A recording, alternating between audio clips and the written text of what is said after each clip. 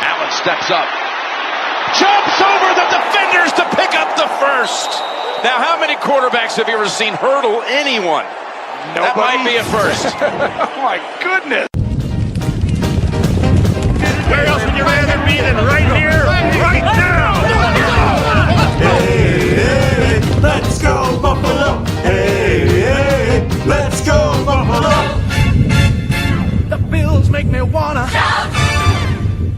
Welcome to the Circling the Wagons podcast, a podcast discussing the Bills all year round with interviews, news, recaps, and insightful fan discussion. Most times. Here's your host and lifelong Bills fan, Nate. All right, welcome to another episode of the Circling the Wagons podcast, the only podcast that knew the Bills had a fighting chance against the Vikings this week. I'm your host, Nate, and this is our recap edition where we will discuss the Bills embarrassing the 17-point favorite Minnesota Vikings in Minnesota, 27-6, this beautiful, spectacular day in September. I'd like to join my co-host for the podcast and my high school buddies, Mike and John. Fellas, how are you feeling today? Hey. Feel great. What a day. What a win. How's it feel? We know for sure now that we're definitely not going 0-16, guys. So that's a load off our back. It was a great game. We're going to talk. We have a lot of things to discuss today. General thoughts on the game, some stats, some numbers, some plays that stood out to us, some Wall of Famers and Wall of Lamers, and obviously, you know, a lot of other things. There's just a ton of stuff today. I think in general, I think the game was basically Josh Allen, the pass rush and defense, Josh Allen, turnovers, and then Josh Allen. I thought Josh Allen looked outstanding in the second start. I mean, sure, the stats aren't absolutely amazing, you know, unless you count fantasy stats. But he was very proficient. He made plays with his legs. The Vikings have a very good defense, and I think he kind of made them look foolish. He made them look as if they were actually thinking about next week's game against the Los Angeles Rams as opposed to the game that they had this week, as if they just figured that this game was going to be a win. What'd you guys think? I think at this level, like all of the guys, the difference in talent is so tiny. And to say that the Vikings were not prepared, I think is mischaracterizing. I think the game got away from them early, and a lot of breaks went Buffalo's way. Buffalo played great on all facets of the ball. I think coaching, I know, of course, Josh Allen, it's a new era. He's played out of his mind. It's outstanding. But this game particularly, I think, was coaching from beginning to end. They put him in positions to succeed. It was screen passes, shovel passes, and it did keep the Vikings defense on their heels all day long. But first and foremost, for me, it was the coaching. Yeah, I agree 100%. And the halftime adjustments that they made week 2 carried over into this game, and it was just outstanding on both sides of the ball. And that was one thing we touched on last week was that the second half of last week was it was a 180 from the first half. So if you were to just come in the second half of the game, in the Chargers game, you would have seen a completely different team. There was pass rush. The defense was flying all over the field. The offense was actually protecting Josh Allen. So the question heading into this game was, can we continue that? And I think, John, actually, that was part of our discussion was, you know, what are we looking at in this game from last week? What do we want to see in this game? And you said that was, let's see if they can carry over what they got from the second half. When Sean McDermott started calling plays, which he did again, we found out this game he was the one calling plays in the defense, and the defense looked amazing.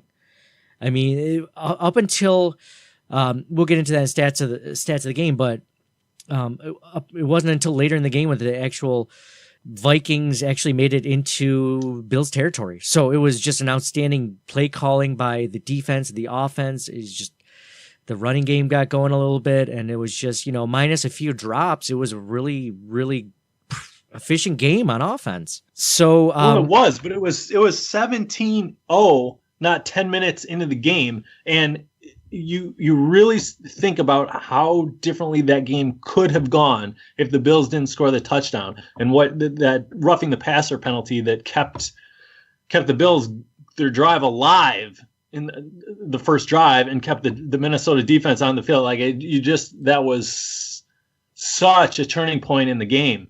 It's hard to say you hate to say turning point, but to me that really set the tempo of the game, and it got the fans dejected. You could see in Minnesota, and just from watching it at home, like you got so pumped, and you could see it on the sidelines. So you're talking about that third down play where essentially Josh Allen was going to get sacked, and instead of just going down to the ground, one guy came in at the last minute and had a helmet-to-helmet hit. And instead of the Bills going fourth down and punting the ball in their very first possession, they get the 15-yard penalty. They string together a few plays, and it ends with a Josh Allen touchdown run where he stretches for the pylon, and an amazing run. It was great. Do you have a Superman theme song queued up? Because like he was parallel with the ground. Yeah. Oh yeah. Yeah. Exactly. It was an amazing dive. Plus, he had the awareness to know, right? Like to reach for the pylon. Yes. Exactly. That was a great play. That was a very unrookie play for Josh Allen to be able to do that, to know to do that, and he's tough. He did take that hit, and he was fine. He got back up, led them on a drive. I mean, this is a different leadership than we've seen in a different. I mean, he's pumping up the defense. He's pumping up the special teams.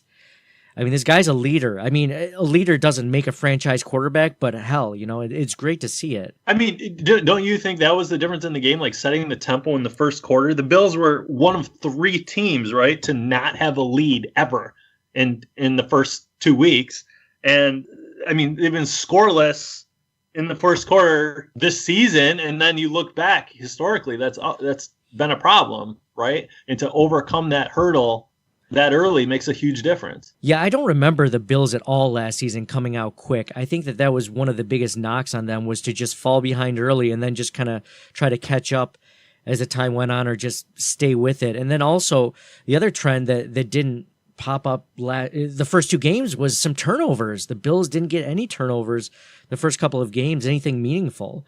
And yeah, that there was a first Kirk Cousins scrambling, gets hit from behind by Trent Murphy, fumbles, and the Bills get it back, and then they score a touchdown. Or no, they didn't score a touchdown on that one. That was a field goal, just because Kelvin Benjamin dropped that easy pass for a 1st and goal. Can we talk about Kelvin Benjamin is terrible. He is garbage. It's just awful. I try and be supportive of everybody on the team. I do not like Kelvin Benjamin's skill set as a football player. You are the most supportive of any Bills fan of all the Bills players out there, and he's garbage. He's terrible. And even the catches he does get, I mean, they're so lumbering and just like, fall down. It's just like, I don't know. It reminds me of like middle school, where like the biggest kid would catch the ball and you'd all just try to drag him down. He had no quickness whatsoever. And the only reason that he was still up is because he was way bigger than you. But I mean, he kind of made up for it by catching a few more, but there were 2 easily catchable balls that he should have had in the first quarter. That was just, it's like, what are we doing with this guy? And he's supposedly supposed to be our number 1 wide receiver. But yeah, so Jerry Hughes and the defensive line brought a lot of pressure today. They were actually blitzing. Matt Milano got to the quarterback today. They were just, it was one of those games where the Bills just had this fire. Like, guys were catching, they were playing a soft zone at some points. Guys were catching the ball. Like, Ramon Humber came out and he just like lit up Stephon Diggs on that catch towards the sidelines. And I know Ramon Humber is not that good of a player, but I mean, he was just playing with a different level of intensity that just the Bills defense did not play with. I mean, it felt like a different team. Now, we talked about this, before the season, how important coaching is. And you can see it today because their roster has not changed. The talent level on the team has not changed at all. And from getting completely blown out in the first 2 games, they were able to pretty much destroy a team that was in the NFC Championship last year, and a team that, by all accounts, should probably contend for the Super Bowl. So it was, and the offensive line looked a little bit better. I mean, Josh Allen only took a couple of sacks in the game. So, all right, let's go into, the stats and numbers of the game, brought to you by our TeePublic store. If you still trust the process, like most of us do, like we do on this podcast, check out our Trust the Process head coach logo t-shirt designs and tpublic.com/stores/CTWpod. So the Vikings stat of the game, the huge stat of the game, is that the Viking had 0 plays on the Bills' side of the field until 9:36 in the third quarter. So they literally, and then the only reason they did was because it was a punt, and then there was a penalty after the punt, so they just got the ball in the Bills' 42. So that's a huge deal. Another huge stat that John texted to us during the game was that Tim Graham from The Athletic mentioned that an NFL underdog of 16 points or more hasn't won outright since 1995. So that's huge. That's huge. The Bills bucking the trend, a 23-year trend right there. Was it 23? I have no idea. But yeah. So other stats of the game, just to put some Bill stats. Josh Allen was 15 for 22, 196 yards and a touchdown, no picks. He actually had 3 fumbles, didn't lose any of them, luckily. Very lucky there. Kirk Cousins on the other side of the ball was 40 for 55, 296 yards, 1 touchdown, 1 pick. And then he also had the 2 fumbles that he lost during the game from sacks. 1 from Trent Murphy, 1 from Jerry Hughes. Jerry Hughes, man, this is the kind of Jerry Hughes that we've been looking for the entire season, and including last season where he only had 4 sacks all year. It's almost like he had 4 sacks today. Let me see. Jerry Hughes had 1 sack today. 1 sack, 1 tackle, 1 forced fumble. So, yeah. Other stats of the game, Chris Ivory was the Bills' leading receiver, 3 receptions for 70 yards. There was that one beautiful pass by Josh Allen to Chris Ivory as he was streaking across field.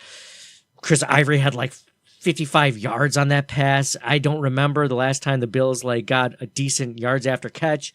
He did find Jason Kroom open for that touchdown early. He was wide open. That was a really great play, just a play fake. I mean, it's kind of cool to see the Bills offense actually have some creativity, to have some play fakes, to have a lot of play action, some differences, What'd you guys think overall? I mean, I dished out some stats. Did I miss anything in that department? I think on top of everything else, their leading offensive weapon, LaShawn McCoy, didn't even play today. Yeah, and they still had an amazing game, all things considered. That was brought up by Tony Romo and Jim Nantz, is that, they were like, well, the Vikings are missing Everson Griffin and Dalvin Cook, their best running back. Like, the Bills are missing LaShawn McCoy. Like, that's a huge deal. He's basically their entire offense normally. What do you guys think in general, like with Josh Allen? Do you think this is the kind of guy that can actually win you a game, as opposed to, what we've seen from past quarterbacks and just like when they had the lead, just like not lose you the game? Do you think he has that kind of playmaking ability? Absolutely. I mean, he showed it. I mean, obviously they weren't coming from behind today, but he showed some grittiness on those runs and some guts. That hurdle was amazing. And he can really sling it downfield. He's not going to throw a 4-yard pass on 3rd and 12. He's going to try to get the first down. Let's talk about... It's nice to see the Bills not afraid to play with a lead. Like, they kept their foot on the gas for the first time in a long time, it felt like. Yeah. It kind of felt like a Patriots, like a Belichick-led Patriots team that just keeps trying to, score on you into the 3rd and 4th quarter. They're just like not letting off the gas, like you said, Mike. That was kind of nice to see. Josh Allen was still passing late into the game when really they didn't need to at all. So a few of the plays of the game that stood out to me, Mike mentioned that 15-yard roughing penalty in the beginning of the first quarter that turned into a Bills touchdown. There was that weird fumble. That wasn't a fumble. That was a pass. How is it that anytime they go to the head of the retired head of officiating to explain it, it's always completely different? It's never than the call. They never agree with the call on the field. It's like how the announcers, how sure are you, Bob? Oh, I'm 100% sure. And let's go down to the field. Oh no, like what? It was very clearly like he had the ball in his hands. Josh Allen took the snap and he pushed it forward, which is all you need to do to have a forward pass, is just to have your arms going in a forward motion, which they were. And then he dropped it, and then it ended up, yeah. I mean, that wasn't a game-defining play, but it was just kind of like, I thought, unlike some of the other challenges McDermott has had this season, I thought that was a pretty good one. I wouldn't have challenged it. Dude, you had to challenge it. It would have been, second and goal on the 2 or something, instead of second and goal on the 20. You had to challenge it just to see. I don't think he would have got it, and he didn't. I mean, technically, yeah, that looked like a forward pass, but it was a running play. He was trying to hand it off. Oh, hindsight's 2020, John. You could have. Those were my thoughts before they as they were challenging it. There's certain challenges I feel like you should never challenge, like spotting of the ball when there's just like a pile or something like that. Like that never works.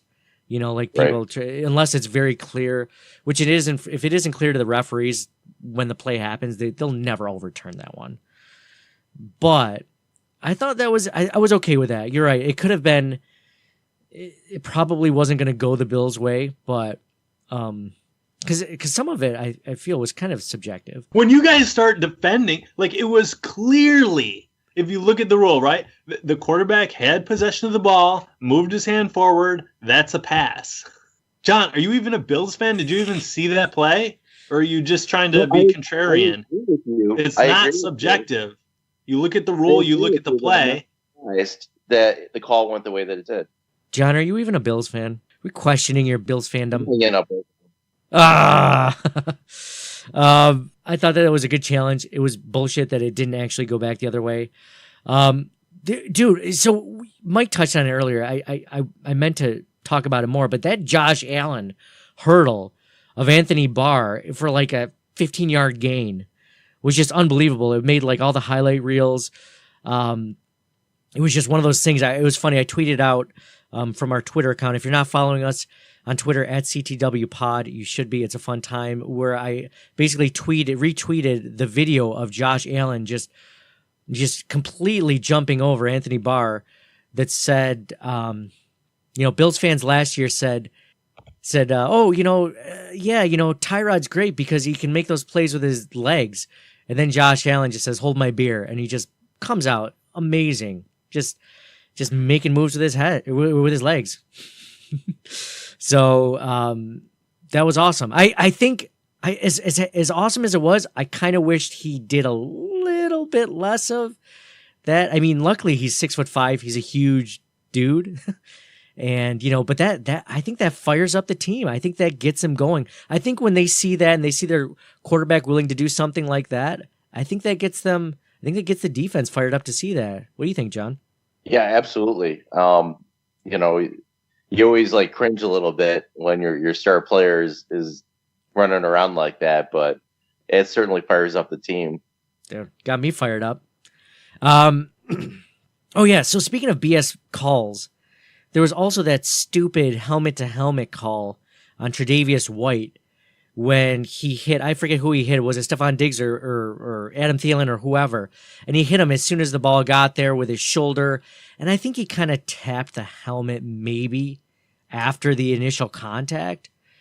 But that was just garbage. I thought that was one of the stupidest calls of the day, besides the incomplete/fumble call.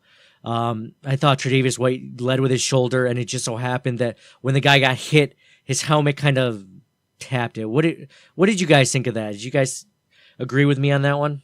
Agree. Mike? Agree. All right. So it was a great game all around. There was a lot of huge. It was good in general to see a team like this. This is the defense that we were kind of expecting the Bills to have in the offseason with, the additions they made in Trent Murphy, Star Tallulah, the guys that they drafted. Tremaine Edmonds had an amazing game. I thought he really stood out. He had some plays that were just like, yes, there was a play where I believe he tackled the running back, the Vikings running back, like 10 yards deep. into their backfield. And it was just like, yes, this is why we drafted this guy. This is the kind of playmaker that we think he can be. And he was today. He looked great. He had some pass breakups. The guy was flying all over the field. Matt Milano, again, a great. Let's go into it. Let's go into Wall of Famers for the game. Guys that we thought had a really great game. So I'll start, obviously, Josh Allen. Josh Allen, first win of his hopefully long and tenured MVP / Hall of Fame career. Josh Allen. He didn't look like a rookie today. He didn't. He made some great plays that we haven't seen in a while. Now, it's just whether that's offensive play calling or just lack of talent that we've seen at quarterback. I mean, the guy, and you know what's funny is all that he's done so far, he's not connected on a deep pass yet. Like he really hasn't, and all the plays that he's made have just been heady, like small, short to intermediate passes, and it'll be there eventually. And when that game comes, he'll be thrown for over 300 yards. So Josh Allen is my Wall of Famer for the Bills game. John, who's your Wall of Famer? So many to pick from. Obviously, lots of great standouts on the defense today. We already mentioned Milano and Hughes. Trey White had a good game. Edmonds. But I'm going to have to go with Josh Allen as well. He was just electrifying. The offense getting out to that start. It was just great. Mike, do you agree? Is it all three of us, Josh Allen? It's got to be. Yeah, the first career start as a rookie to come out like that. I mean, we touched on it briefly about the point spread, but those are the big losers, right? The odds makers who said this was a historically bad team in Buffalo, and it was supposed to be incredibly lopsided the other direction. Like, we can't lose sight of that, right? NFC, the Vikings are supposed to be there in the championship at the end of the year. And Buffalo, everybody thought they had seen enough with 2 games. Unfortunately, that's not the case. It looked like a completely different team with Allen. Yeah, that can't be stated enough, Mike. I'm glad you brought that up about the national media, everyone talking about the Bills being like an 0-6. Basically everyone in the world besides Bills fans and besides this podcast, okay, was saying that the Bills were going to be 0-16, or that the Bills were one of the teams that could easily be beaten by Alabama. Like, that was coming up. You know how that always comes up when someone thinks that the worst team in the NFL is, they figure they peg it. But the Bills were one of those teams where they're like, oh, Alabama could easily beat the Bills. It always comes out. Someone's always like, I wouldn't say a college team could ever beat an NFL team, but this season I think the Bills would actually lose to Alabama. So that came at a great time to shut everyone up. I bet a lot of people lost their Survivor leagues today based on the Bills beating the Vikings and coming out on top after that, huge point spread differential. I want to give an honorable. I mean, you just don't see those kind of point spreads, especially this early in the season, right? It's week 3. Normally Vegas, right? They wait till the NFL teams can figure it out, until you get an idea of who they really are. It's not till week 7, 8, 9, 10 where you start to see point spreads in double digits even. On average, the NFL sees a game with a 15-point spread every 5 years or so this early in the season. And the difference between 15 and 17 is large. Like, this was a historic upset. Yeah, Mike, you texted us before the game. It was like yesterday where you mentioned, how come betting in New York isn't legal yet? Because I would have loved to put some money on this. I didn't think they were going to lose by 17. I thought that they still had a chance. I thought that they were just counted out. Everyone was just hating on them as they're just Barstool Sports. I mean, everyone was just like, this team is the worst. But if you listen to our podcast every week, if you listen to our perspective, we know that there were some positive signs. If you watch the games, if you're a Bills fan, it wasn't all completely negative. I mean, that first game was pretty awful, let's be honest. But I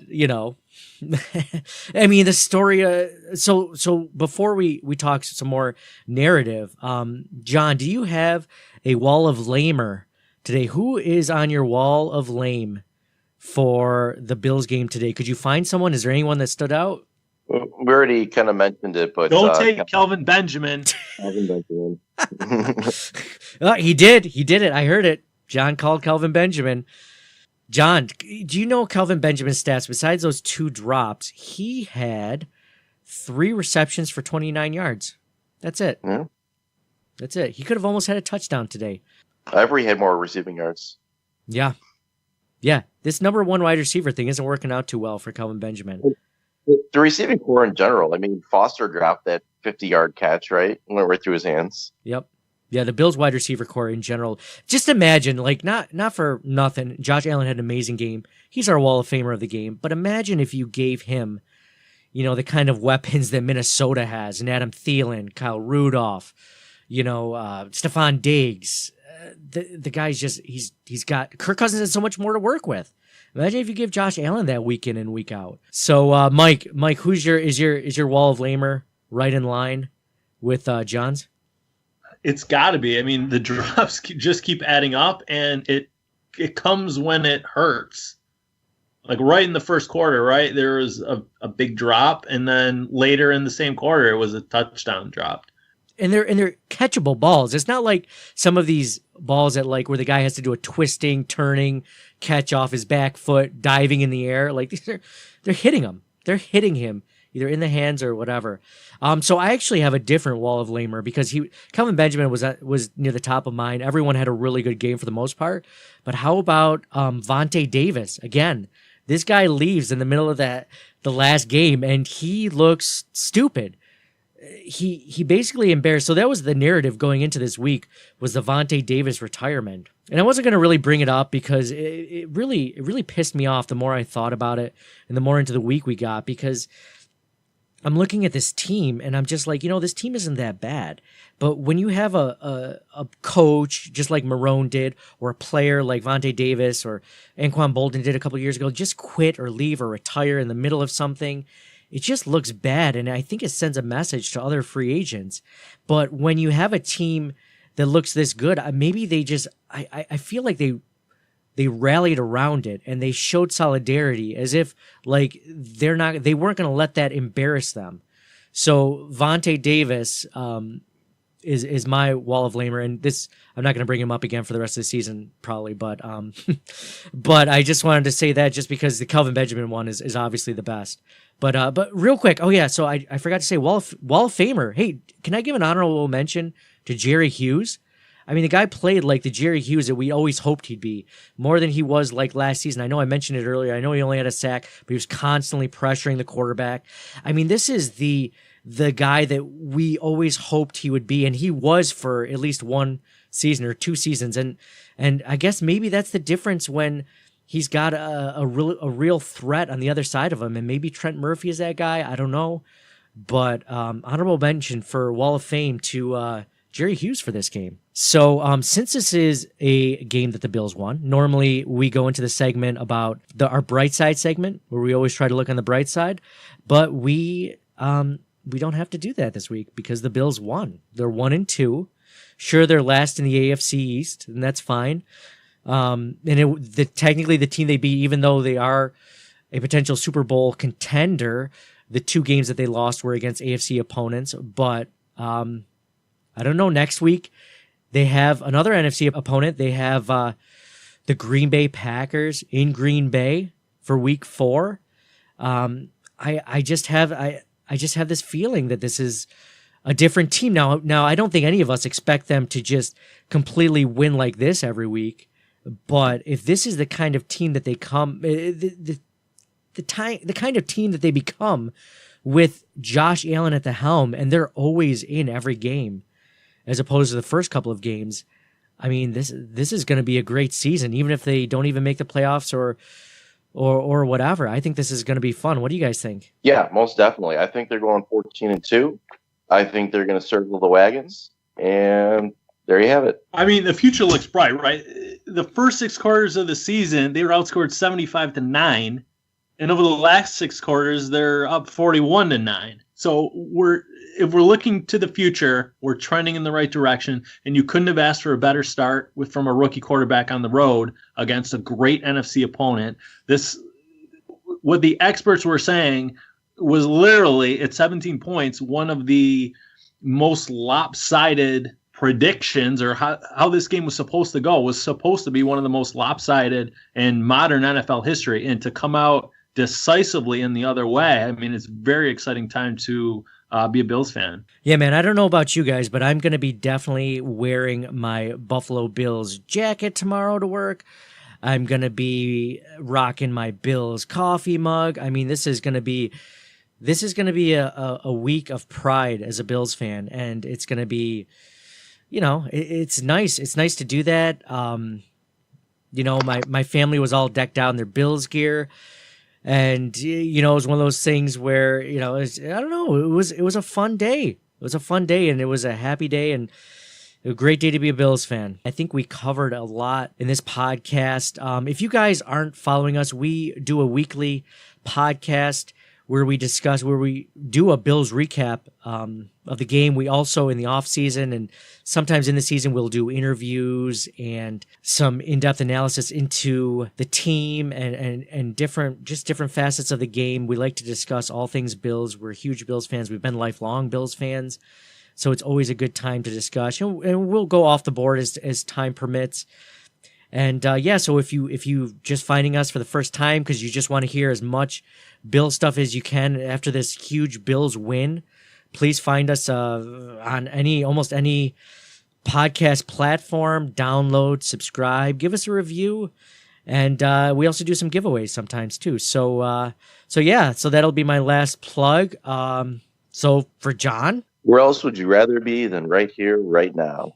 For Mike, go Bills. And for me, Nate, go Bills, 14-2. Let's go. We'll talk to you guys soon. Thanks. Thank you for listening to the Circling the Wagons podcast. Download and subscribe to us in your favorite podcast service. Email us at ctwpod@gmail.com. That's Charlie Tango Whiskey Pod@gmail.com. Follow us on Facebook and Twitter at CTWPod. And most importantly, go Bills! Nobody circles the wagons like the Buffalo Bills. Y'all picked us to lose, so y'all come talk to the winners. Come on, come talk to us. We want to talk. Y'all picked us to lose, but we want to talk to the winners, right? Y'all want to talk to the winners, right? All right, come on. We all around. We supposed to lose today, but we